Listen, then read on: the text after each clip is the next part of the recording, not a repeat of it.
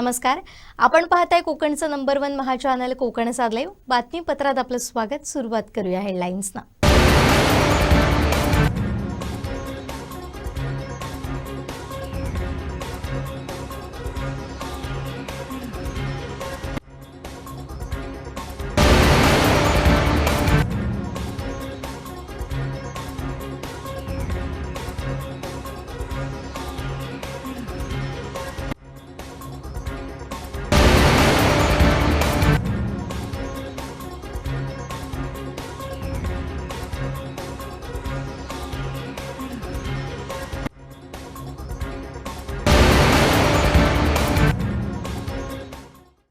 आता पाहूया सविस्तर बातम्या. ठाकरेंच्या खासदारांनंतर आमदारही शिंदेंच्या संपर्कात असल्याचा मोठा दावा गृहराज्यमंत्री योगेश कदम यांनी केलाय. पाहुयात रत्नागिरी दौऱ्यावेळी ते काय म्हणाले. पहिल्यांदा आपल्याला मी करेक्ट करतो, उघाडासोबत असलेले खासदार हे शिवसेनेमध्ये आलेत. एकंदरीत मी याही अगोदर सांगितलं होतं की उद्धवजींच्या कार्यपद्धतीवरती नाराज होऊन त्यांचे अनेक पदाधिकारी हे आजही नाराज आहेत, अनेक नेते मंडळी ही आजही नाराज आहेत. आणि प्रामुख्याने आता ते त्या खासदारांच्या मतदारसंघामध्ये ते दौरे करत आहेत खरे, परंतु ह्याच खासदारांच्या मतदारसंघामध्ये ज्यावेळेस जिल्हा परिषद, पंचायत समित्या, नगरपंचायती म्हणजे जेव्हा कार्यकर्त्यांच्या निवडणुका लागल्या होत्या आता 3 महिन्यापूर्वी, त्यावेळेस उद्धवजी मात्र तिकडे गेले नाहीत. आणि परिणामी किंवा त्याच्यामुळे असेल किंवा अनेक कारणांमुळे त्यांचे सर्व उमेदवार हे पराभूत झाले. त्यांच्या हातामधनं आता उदाहरणार्थ धाराशिव ह्या लोकसभा मतदारसंघामधून एकही नगरपंचायत, एकही पंचायत समिती त्यांना जिंकता आले नाही, त्यांचे सगळे हरले.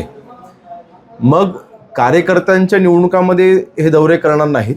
दुसऱ्या बाजूला माननीय एकनाथ शिंदे साहेबांनी जिल्हा परिषद आणि पंचायत समितीच्या निवडणुकांमध्ये प्रत्येक जिल्ह्यावर दौरा केला. म्हणजे कार्यकर्त्यांच्या निवडणुकाला देखील तितकंच महत्त्व देणारे एकनाथ शिंदे साहेब आहेत.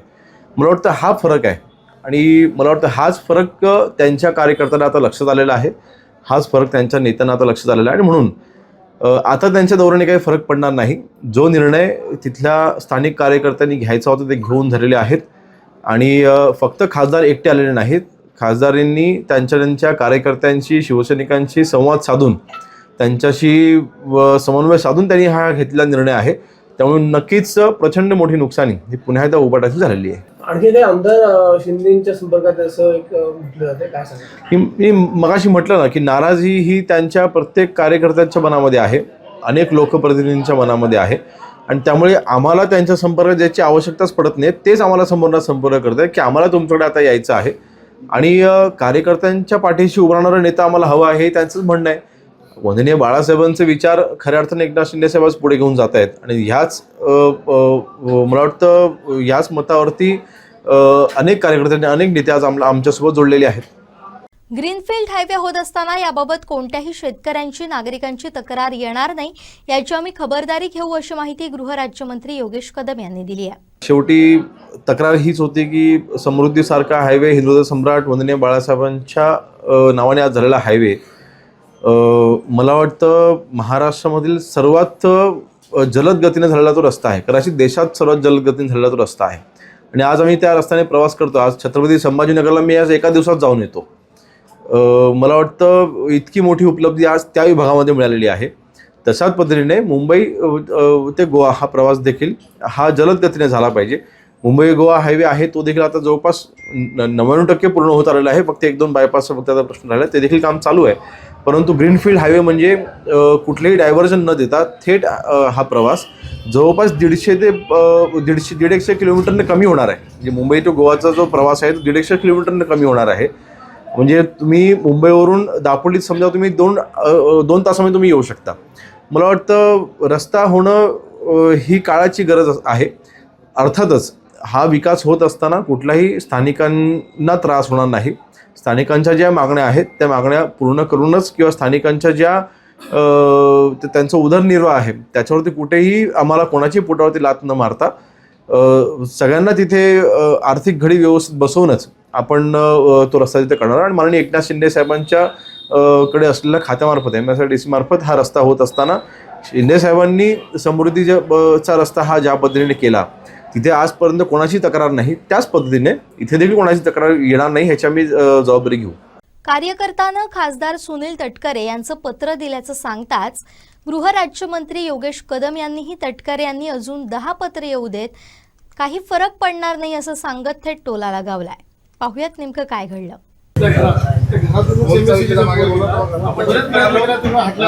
अर्ज केलाय का पोल शिफ्टिंगचा? आता देतो अर्ज कर पोल शिफ्टिंगचा, त्याची कॉपी द्यायची मी लगेच करायला आपल्या पत्र पण आहे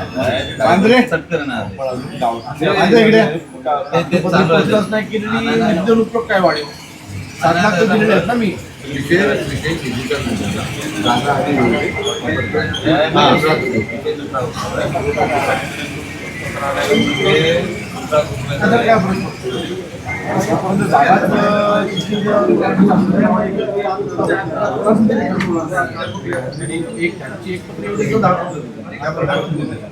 मी आपला जो 7 मंजुरी आहे पत्र आहे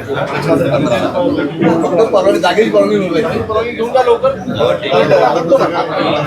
भारत सरकारच्या वतीनं राबवण्यात येणाऱ्या पोलिओ निर्मूलन विशेष मोहिमेचा सिंधू रक्त मित्र प्रतिष्ठान अध्यक्षा, वाईल्ड लाईफ रेस्क्युअर सल्लागार सेवते प्रतिष्ठान अध्यक्षा तसेच स्वराज्य संघटना अध्यक्षा शिल्पा खोत यांनी आढावा घेतला.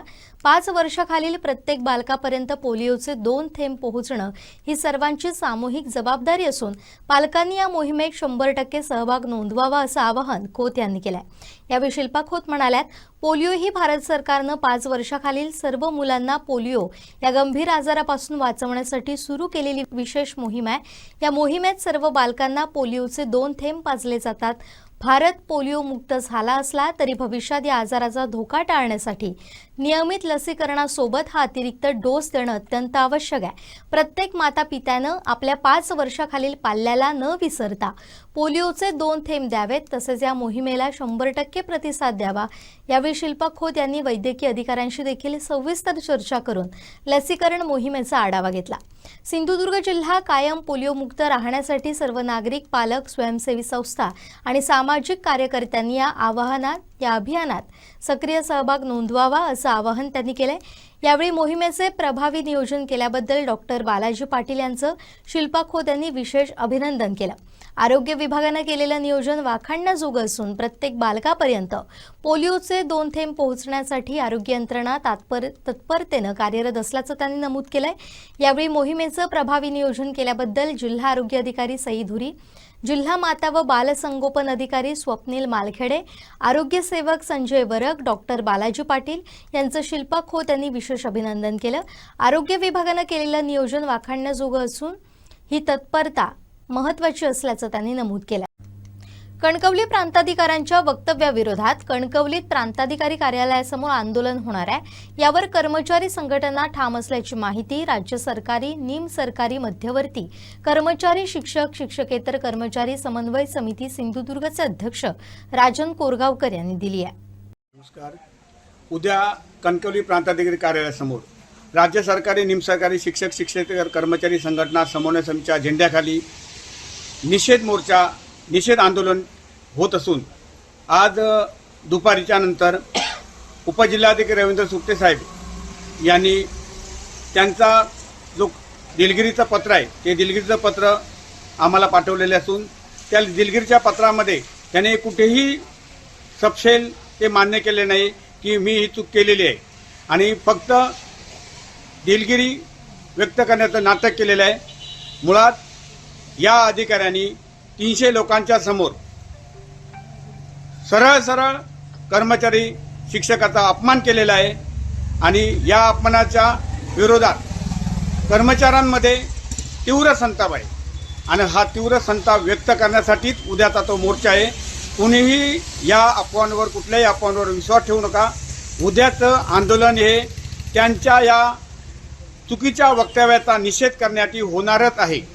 या जिल्ह्यातील लोकांना मी नम्रतापूर्वक सांगू इच्छित आहे की कोणत्याही प्रकारचा रंग या आंदोलनाला देण्यात येऊ नये. हे आंदोलन कर्मचाऱ्यांच्या अस्मितेसाठी आहे. कर्मचाऱ्यांच्या अस्मितेला ठेच पोहोचवणारे वक्तव्य एखादा अधिकारी करत असेल तर त्या अधिकाऱ्याचा निषेध करण्यासाठी हे आंदोलन आहे.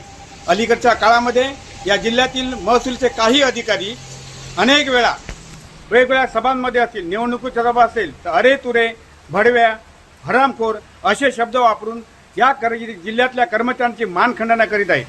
आणि यासाठीच हे आंदोलन आहे. या आंदोलनाची झळ संपूर्ण महाराष्ट्रभर पोचलेली असून संपूर्ण महाराष्ट्रामध्ये या आंदोलनाच्या निमित्ताने जिल्हाधिकारी, प्रांताधिकारी आणि तहसीलदार कार्यालय यांच्याकडे राज्यभरातून जिल्हा स्तरावर निवेदन दिली जाते. त्यामुळे या जिल्ह्यातील सर्व तमाम कर्मचाऱ्यांना मी आवाहन करतोय की कर्मचारी समन्वय समितीच्या झेंड्याखाली या जिल्ह्यातील तमाम संघटना या ठिकाणी सहभागी होत असून पाठिंब्याची पत्रे दिलेली आहेत. आणि हे आंदोलन आहे त्या सर्व कर्मचाऱ्यांचं आहे, ते कुठल्या एका संघटनेचं नाही आहे. त्यामुळे सर्व संघटनांच्या एकजुटीसाठी, एक दिलाने, एक मुखाने या ठिकाणी आवाज आपला मोकळा करण्यासाठी उद्या 29 जून प्रांताधिकारी कार्यालय कणकवली या ठिकाणी जिल्ह्यातील तमाम सर्व कर्मचाऱ्यांनी उपस्थित राहावे आणि या अधिकाऱ्यांच्या चुकीच्या वक्तव्याचा निषेध करावा. धन्यवाद. कणकवली हळवळ फाटा इथं वारंवार घडणाऱ्या अपघातांच्या पार्श्वभूमीवर या ठिकाणी लवकरच हायमास्ट दिवा उभारण्यात येणार असल्याची माहिती राष्ट्रवादी काँग्रेसचे जिल्हाध्यक्ष अभित नाईक यांनी दिली आहे. पालकमंत्री नितेश राणे यांच्या माध्यमातून या हायमास्टसाठी निधीची तरतूद करण्यात येणार असून लवकरच हा हायमास्ट हळवळ फाटा इथं बसवण्यात येणार असल्याचं नाईक यांनी सांगितलंय. 2 दिवसांपूर्वी रात्री घडलेल्या अपघातानंतर या ठिकाणी असलेल्या काळोखाने पुन्हा अपघात होण्याची भीती या सर्व पार्श्वभूमीवर या ठिकाणी तीव्र वळणावर रात्रीच्या वेळी वाहन चालकांना रस्त्याचा अंदाज येत नसल्यामुळे अपघातांचंही प्रमाण वाढतंय. भविष्यात अपघात रोखण्यासाठी उपाययोजना व्हाव्यात अशी बातमी कोकणसात लाईव्हनं प्रसारित केली होती. त्याचीच दखल घेऊन पालकमंत्री नितेश राणे यांच्याकडे राष्ट्रवादी जिल्हाध्यक्ष अभित नाईक यांनी त्या ठिकाणी हायमास्ट बसवण्याची विनंती केली असता या संदर्भात पालकमंत्री नितेश राणे यांनी देखील सकारात्मक प्रतिसाद दिलाय आणि लवकरच या ठिकाणी आता हायमास्ट बसवण्यात येणार असल्याचं समजतंय. सावंतवाडी तालुक्यातील श्री जनता विद्यालय तळवडेच्या 10वी 1987 बॅचच्या वतीनं गावासाठी शीतशवपेटीचं लोकार्पण करण्यात आलं. यावेळी येथील सिद्धेश्वर मंगल कार्यालय इथं कार्यक्रम आयोजित करण्यात आला होता.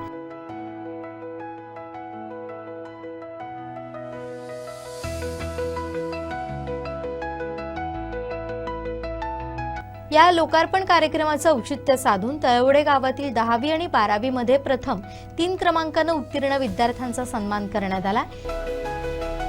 याच बॅचचे कैलासवासी गावडे यांची कन्या तेजस्विनी गावडे हिची मुंबई शहर पोलीस दलात निवड झाल्याबद्दल जिल्हा परिषद आरोग्य आणि शिक्षण सभापती प्रितेश राऊळ यांच्या हस्ते तिचा विशेष सन्मान करण्यात आला.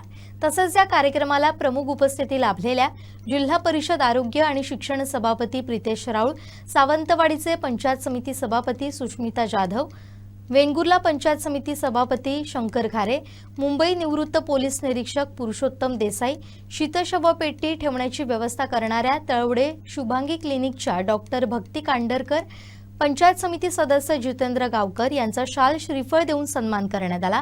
सामाजिक बांधिलकी जपण्याच्या उद्देशानं जनता विद्यालय तळवडेच्या 10वी 1987च्या बॅचनं राबवलेल्या उपक्रमाचं सर्वत्र कौतुक होत आहे. आणि आज या ठिकाणी जे शीतशवपेटी या ठिकाणी गरज ओळखून या ठिकाणी तुम्ही आणलात. आज जिल्ह्यामध्ये बऱ्याचशा आपल्या ज्या PSC आहेत त्यांना आम्ही आरोग्य विभागाच्या वतीने बऱ्याचशा शीतपेटी ही या ठिकाणी दिलेल्या आहेत. परंतु असं असताना सुद्धा गावामध्ये एक अशी शीतपेटी असावी हे ओळखून तुम्ही केले आहे. खूप चांगल्या प्रकारचं काम केलं. त्याचप्रमाणे पुढे सुद्धा जी आपल्याला जिल्ह्याची जी ओळख आहे, आपल्या तळवडे गावाची जी ओळख आहे, आज आरोग्य सभापती म्हणून सुद्धा आपल्या जिल्ह्यामध्ये बरीचशी कुपोषित बालकं आहेत. तर त्यांना सुद्धा आपण अशी त्यांना काहीतरी मदत काही आपण करू शकेल काय हे ओळखून सुद्धा पुढे सुद्धा आपण अशा प्रकारचं तुम्ही आम्ही मिळून सर्वजण प्रयत्न करूया. ज्या ज्या ठिकाणी आमची जिल्हा परिषदची ज्या ज्या ठिकाणी गरज लागेल त्यावेळी नक्कीच तुमच्या आम्ही सोबत राहू. कारण इतर मालवणकर सर बोलले इतर बॅचेस झाल्या त्यांनी इतर वस्तू सेवा वगैरे दान केलेले आहे. परंतु हे जे दान आहे ते पुण्याचे काम आहे ते या बॅचने दाखवलेलं आहे. त्यासाठी या बॅचचे सर्वप्रथम मनपूर्वक आभार व्यक्त करते. आपण ज्यावेळी सेवाभावी संस्थेमध्ये भाग घेतो आणि गावासाठी एक सेवा दर्शवतो त्यावेळी गावाचं नाव लौकिक असतं ते पुढे आणण्यासाठी एक कार्य केलेलं आहे. त्याचप्रमाणे पंचायत राज संस्थेमध्ये एक उद्दिष्ट साध्य करत असताना लोकसहभाग हा एक विषय महत्त्वाचा असतो आणि लोकसहभाग तुम्ही दाखवला त्याबद्दल देखील तुमचे मनपूर्वक आभार व्यक्त करते. तसेच पंचायत समिती सभापती जरी असले तरी मी या गावची कन्या आहे आणि कन्या या नात्यानेच मला तुम्ही काही गोष्टी असतील तुमच्या संस्थेच्या जर काही समस्या असतील किंवा तुम्हाला आमच्याकडून पंचायत समितीकडून जर काही सेवा सुविधा उपलब्ध करून द्यायच्या असतील तर तुम्ही सभापती या नात्याने न सांगता मुलगी या नात्याने नक्कीच माझ्याकडे मांडा. आम्ही त्याच्यासाठी तुम्हाला सहकार्य नक्कीच करू. तसंच तुमची जी सेवा आहे ती निरंतर चालू राहू अशी ईश्वरचरणी प्रार्थना करते. आणि आमच्या तळवडे गावासाठी ही शीतशवपेटी नसून पूर्ण गावासाठी शेतपेटी आहे एवढं लक्षात ठेवून तुम्ही कार्य करा. त्या काळामधल्या विद्यार्थ्यावर कसे संस्कार असायचे आणि ते संस्कार पुढे येऊन भविष्यामध्ये कशा प्रकारचं योगदान किंवा समाजामध्ये येतं त्याचं एक उत्तम उदाहरण या ठिकाणी मला पाहायला मिळालं. तुम्हा सर्वांनाच माझ्याकडून मनपूर्वक शुभेच्छा. आपल्या हातून नेहमीच अशा प्रकारचं कार्य होईल आणि परमेश्वरानं तुम्हा सर्वांना एक नेहमी चांगलं आयु आरोग्य देव अशा प्रकारची प्रार्थना या ठिकाणी श्रीकृष्ण करतो. कारण आपल्यामधला एखादा सवंगडी गेला म्हणजे तुमच्या बॅचमधला आताच मला या ठिकाणी तुम्ही समजलं की भरत गावडे ज्यावेळी गेला त्यावेळी त्याच्या कुटुंबावर आलेला प्रसंग होता. त्या प्रसंगामध्ये आपण सर्वांनी त्याची साथ दिली आणि त्याची मुलगी सुद्धा आज या ठिकाणी चांगल्या एका हुद्द्यावरती त्या ठिकाणी पोलीस डिपार्टमेंटमध्ये गेलेली आहे. अशा प्रकारचं काम करत आपण समाजासमोर एक चांगला आदर्श या ठिकाणी ठेवलेला आहे. त्यामुळे तुमच्या या कार्याला निश्चितपणे या ठिकाणी सलाम करतो. आपण स्वतः आपलं अस्तित्व निर्माण केलं पाहिजे हे तळवडवासियांकडून सगळ्यांनी शिकलं पाहिजे. एक गोष्ट महत्वाची आहे की ह्या जीवनामध्ये आपण देवाणघेवाणी चालतच असतो. माझ्या मते आपण घेतो काय तर विचार घेतो आणि देतो काय तर योगदान देतो. ह्या तऱ्हेने आपलं जीवन चालत असतं आणि ह्या चालत असलेल्या जीवनामध्ये अशा तऱ्हेचं कार्य आपण करून जावं की ज्यांनी पिढ्यानपिढ्या त्याची नोंद घ्यावी. म्हणजे जसं इतिहासात छत्रपतींची नोंद घेतली गेली तसं आपली सुद्धा नोंद कुठेतरी अक्षरात लिहिली जावी. आपली सुद्धा आपल्या पश्चात कोणीतरी आठवण काढावी अशा तऱ्हेचं कार्य करून जावं आणि ते कार्य इथं करताना दिसत आहे. कारण मला ह्या जेव्हा शवपेटीचं निमंत्रण पत्रिका पोचली तेव्हा प्रथम मला जर प्रकाश रावांचं म्हणजे 19 मध्ये निधन झालं आणि आम्ही शवपेटी आणली होती त्याची आठवण झाली की त्यावेळी ते भाड्याने आणली होती आणि त्यावेळेचं चित्र आठवल्यानंतर आज हे पुन्हा तुम्ही स्वतः विश्व आहे किंवा ही जी गरज आहे ती स्वतः तळवडवासी म्हणून पूर्ण केला. त्यामुळे खरोखर तुमचं अभिनंदन करावं तेवढं म्हणजे करावं तेवढं कमी आहे. 22-23 सालात आम्ही जवळजवळ 34 वर्षांनी आमचा 1987 बॅच जनता विद्यालय तळवडे आम्ही एकत्र आलो. मनाची जुळवाजुळव झाली आणि सगळे एकत्र गुरु आम्ही एकत्र एकवटलो. प्रत्येकजण एकमेकाशी फोन संपर्क करून सगळे आम्ही एकत्र आलो आणि 2024 आम्ही श्री जनता विद्यालयात पहिलं गेट टुगेदर कार्यक्रम साजरा केला. तिथे आम्ही शाळेला 100 खुर्च्या भेट दिल्या. त्यानंतर आमचं गेट टुगेदर हे वर्षाने एकदा आम्ही सगळं एकत्र भेटायचो आणि त्यानंतर आता सिद्धेश्वर मंदिराला पण आम्ही आमच्या ग्रुपच्या वतीने 25 खुर्च्या भेटवस्तू दिलेल्या आहेत. त्यानंतर आज आमचा अतिशय आमचा प्राणप्रिय असा मित्र भरत गावडे याचं अचानक आमच्या ग्रुपमध्ये एक सक्रिय असा मित्र होता पण त्याचा दुःखद निधन झालं. त्यानंतर त्याची मुलगी तेजस्विनी गावडे ही आज मुंबई शहर पोलीसपदी तिची निवड झाली. ही आमच्या दृष्टीने एक अतिशय आनंदाची आणि महत्त्वाची गोष्ट ठरली. आज त्यांच्या कुटुंबाच्या सोबत आज आमचा सगळा ग्रुप त्यांच्या पाठीशी आहे. त्यानंतर आज आम्ही आमच्या सर्वांनी आपापल्या परीने सहकार्य करून योगदान देऊन आज ह्या शवपेटीचं आम्ही ते लोकार्पण केलेली आहे. याबद्दल आम्हा सर्वांना या गोष्टीचा सर्वांना कायम स्वरूपी अभिमान राहील अशी या गोष्ट आज आमच्याकडून घडलेली आहे. या ठिकाणी आज 1987 बॅच SSC तळवडे गाव यांनी एक लोकार्पण वस्तू दिलेली आहे. शेवपेटी. त्याची संकल्पना अशी आहे की काही दिवसापूर्वी तळवड्यात असंच एक शो ठेवण्याकरता शीतपेटीची आवश्यकता भासली होती परंतु ती वेळ उपलब्ध न झाल्याने त्यांना त्याबाबतचं जी कमतरता भासली ती पूर्ण करण्यासाठी 1987 बॅचनी ही संकल्पना राबवली. त्यांनी स्वतःच्या स्वनिधीतून पैसे उपलब्ध करून ती शीतपेटी विकत घेऊन ती लोकार्पण केलेली आहे. याबद्दल 1987 बॅचची तळवडे यांचं मी आभार मानतो आणि शुभेच्छा देतो. या ठिकाणी आज आमची बॅच 1987-10वीची बॅचच्या वतीनं आम्ही आज या ठिकाणी शीतशवपेटीचं लोकार्पण सोहळा या ठिकाणी साजरा केलेला आहे. आणि या शवपेटीसाठी जी जागा उपलब्ध करून दिली ती आम्हाला सन्माननीय भक्ती कांडरकर यांनी उपलब्ध करून दिली आहे. त्या निमित्तानं त्यांचेही ग्रुपच्या वतीनं मी आभार मानतो. आणि शवपेटीचा वापर हा कमीत कमी व्हावा ही परमेश्वरचरणी प्रार्थना करतो. कारण आज शवपेटी ही बाहेरून आणताना बऱ्याच वेळा अनाठाई रक्कम द्यावी लागते. मला वाटतं मागच्याच वेळी आमच्या शेजारी एक एक्सपायर झाला होता, त्याच्यासाठी 5,000 रुपये भरून ही शवपेटी आणण्यात आली होती. हा विचार करता आम्ही शवपेटी जी घेतलेली आहे ती कमीत कमी पैसे घेऊन ही शवपेटी आम्ही देणार आहोत वापरासाठी.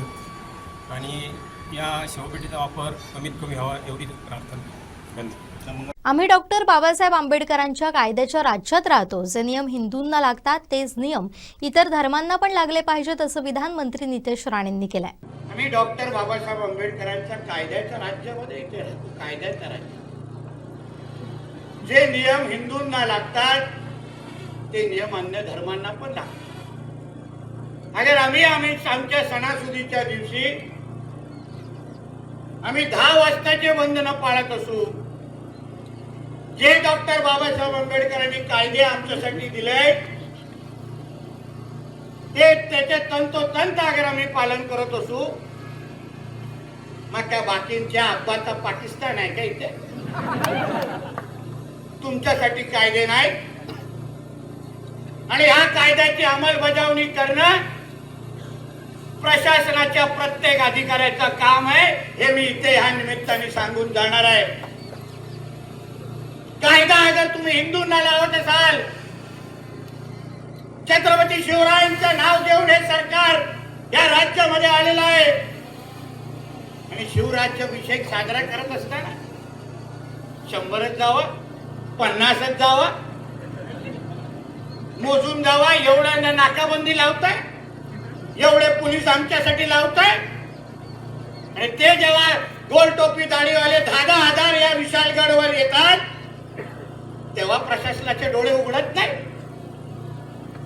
मलाही बघायचं आहे, इथून माझी गाडी जाणार मंत्रालयापर्यंत.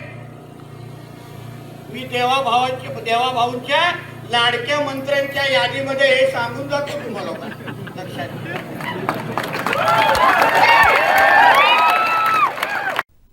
ठाणे पालघर जिल्हा मध्यवर्ती सहकारी बँक निवडणुकीमध्ये निलेश सांबरे विजयी झालेत. विक्रमगड सेवा सोसायटी मतदारसंघातून संचालक पदावर त्यांची नियुक्ती झाली आहे. या ऐतिहासिक निवडीच्या पार्श्वभूमीवर ठाणे येथील कार्यालयात कुटुंबीय, पदाधिकारी, कार्यकर्ते आणि हितचिंतकांनी त्यांना शुभेच्छा दिल्या.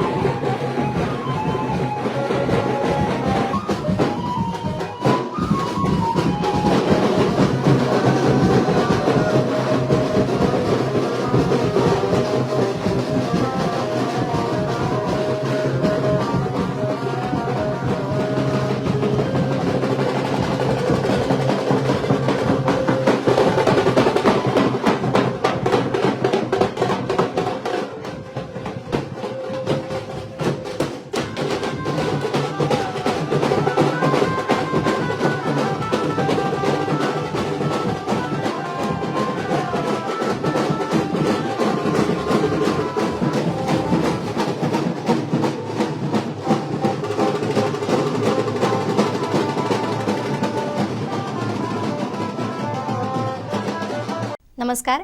आपण पाहताय कोकणचं नंबर 1 महा चॅनल कोकणचा लाईव्ह. बातमीपत्रात आपलं स्वागत. सुरुवात करूया हेडलाईन्सना.